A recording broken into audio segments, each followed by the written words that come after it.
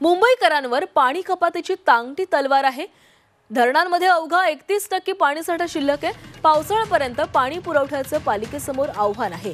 वाढती मागणी, वाढत्या बाष्पीभवनामुळे पाणीसाठ्यामध्ये झपाट्याने वाढ होताना दिसते। गेल्या अनेक दिवसांपासून मुंबईतील अनेक भागांमधील नागरिक तीव्र पाणी टंचाईचा सामना करतात। अशातच टँकर मालक संघटनेने संप पुकारल्यामुळे मुंबईकरांची पाण्याची वाढती मागणी पूर्ण करणं कठीण झाले।